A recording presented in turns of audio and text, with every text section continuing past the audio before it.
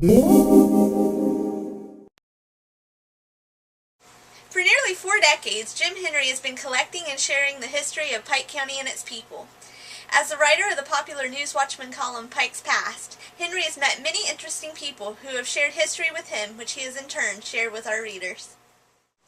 In the summer of 1976, I had sketched 4 historical scenes, one a covered bridge in Pike County, one a DT&I depot in Beaver, and a store down at Piketon, and I think the other one was I think it was the Emmett House.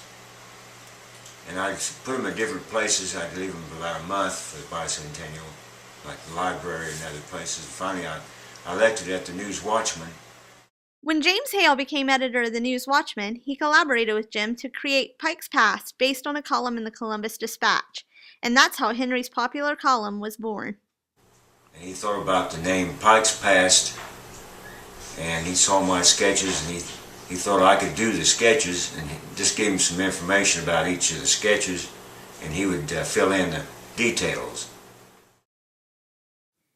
Henry obtains information for his columns from historical collections and books, News Watchman archives, and personal interviews. Henry's family instilled in him a lifelong fascination and love for history. I just love history. It just seemed like it was born in me, but my grandfather, who lived with us off and on while I was growing up, loved to talk history. He would have made a good history professor, even though he only had an 8th grade diploma from a one-room schoolhouse. And my dad loved history, and he never had any diploma from any school, but he loved it. And everywhere we went, he would talk about what he knew about that place, and he'd talk about the cars. He knew old cars. The first interesting fellows I met was Lamar Hammerstein of Beaver, who was an undertaker and furniture store owner. He had a great memory. He could tell you the whole family background once you told him your name. And once he met someone, he knew their name and could talk to them again about their family and what he knew about them.